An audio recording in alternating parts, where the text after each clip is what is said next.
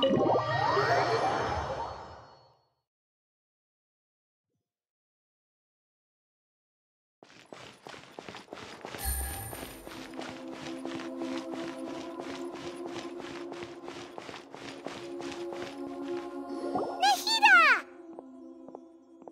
Traveler and Paimon. What a fantastic night. I'm still immersed in all the happiness and joy, like a candle floating on water. So are we, and that's why we're here to talk with you.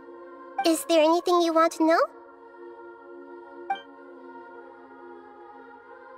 After recent events, the Akasha can no longer function as it used to. I've given it some thought, and have decided to shut it down permanently. But this is definitely not a bad thing. Even from the beginning, I've been planning to shut it down. The Akasha's centralized administration of knowledge has always restrained people's curiosity and curtailed the number of paths available to them. I don't think this is good for Sumeru. Although people may initially feel a little uncomfortable with the loss of the Akasha, they will soon understand that this life is more suitable for them. And as for the future of Sumeru, I'm preparing to regain control of the academia. The former sages have received their punishment, but the new sages have yet to be selected. I will oversee the process personally. I hope that the new 6th grade sages will be more focused on academics. Sumeru needs such leaders more than ever. The other big issue is the people of King Deshret. All the residents of the desert, in fact. They have been mistreated for far too long. I've already taken some measures to address this. It will take some time to rebuild everything, but no matter if it's culture, friendship, or trust, we will rebuild it. You mean, what happened after the doctor put you to sleep? Not exactly. The top-ranked Fatui Harbingers, up to number 3, possess power comparable to that of gods. I was no match for him in that kind of situation. However, in spite of the bad situation, I still managed to make a fair deal with the doctor. I'm sure you remember the entity that changed your fate, the Heavenly Principles. In fact, the Heavenly Principles has been quiet since the Conria disaster 500 years ago. I used this point as leverage against the doctor. I told him that the Heavenly Principles may be awakened if I destroy the Gnosis. Although it's just a bluff, he still fell for it. I assumed that the Heavenly Principles wouldn't just stand by and let such extensive damage to its laws take place.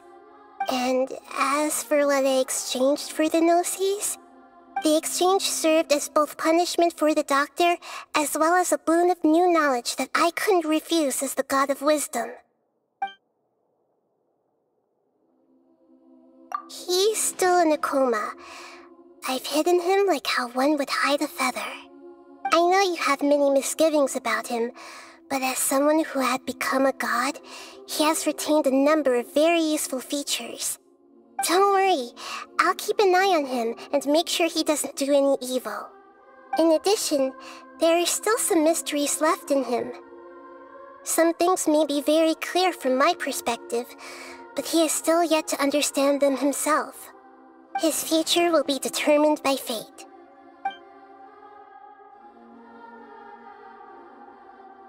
Is that where you're headed next? Fontaine, the Nation of Justice? As far as I know, that nation operates on the judicial system. Does their Archon personally judge people? No, there's a Chief Justice in Fontaine. Generally speaking, the Hydra Archon, Focalor, won't preside over individual trials.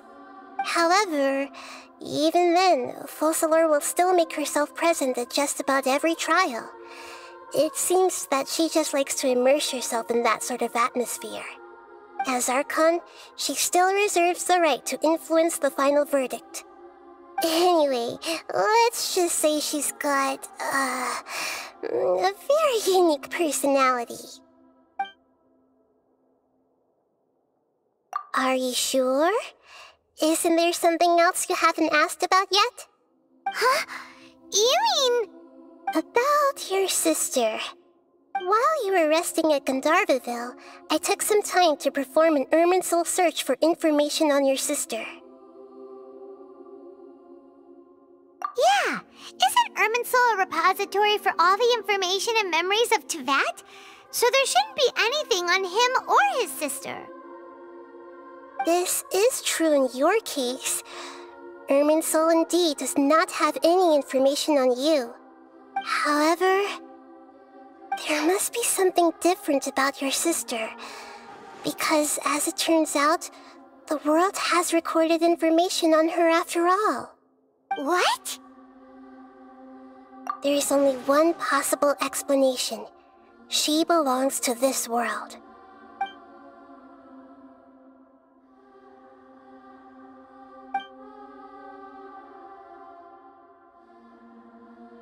But nothing about this makes any sense! Wasn't this your first trip to Teyvat? According to the records I was able to access, your sibling suddenly appeared in Conria. After the Conria disaster, she began her journey through the 7 nations of Teyvat. But just as her journey was about to reach its conclusion, the Irminsul records on her suddenly become fuzzy. What do you mean, fuzzy? Did something happen to her? All I know for sure is that somebody, for reasons only they can know, is deliberately obfuscating her fate. And whoever it is, if they can do that, who knows what else they're capable of. But even that wouldn't explain how she somehow comes from this world. Something else I noticed was that according to these records, the Fatui have not classified your sibling as one of the Descenders. What's a Descender? Paimon's never heard of it. Look, I'm sure you must be curious about the information I received from the Fatui in return for my gnosis, right? A very important part of the intel was about this world's Descenders. External beings, ones that don't belong to this world. Traveler, you are Teyvat's 4th Descender. Huh? So the Fatui count 3 other Descenders before the Traveler, and his sister isn't even one of them? That's right. My current hypothesis is that the first Descender was likely what we now call the Heavenly Principles. As for the other Descenders, I still need to verify their existence. It could take me some time. Paimon's head's about to burst from all this crazy new information. And yet, even knowing all this, I'm sure you must still have a lot of unanswered questions. I must say, I truly regret that I can't help you more as the God of Wisdom. There are many questions in my heart as well. I will need some time to go through each one of them. And soon, you'll also begin your journey anew and depart from Sumeru. I'm very interested in your future. It's a journey that can't be observed or recorded by this world. If fate is the ultimate knowledge, then your future will be the ultimate fate. Paimon's sure glad we got to meet you, Nahida. The pleasure is all mine. I can't thank you enough. Alright, that's enough talk for today. If you ever miss me, just close your eyes, and maybe I'll appear in your dreams.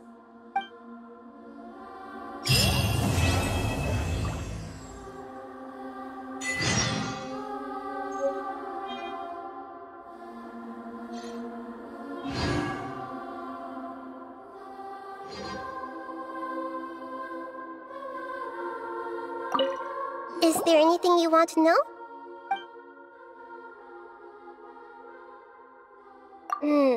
According to the records I was able to access, your sibling suddenly appeared in Conria. After the Conria disaster, she began her journey through the 7 nations of Teyvat.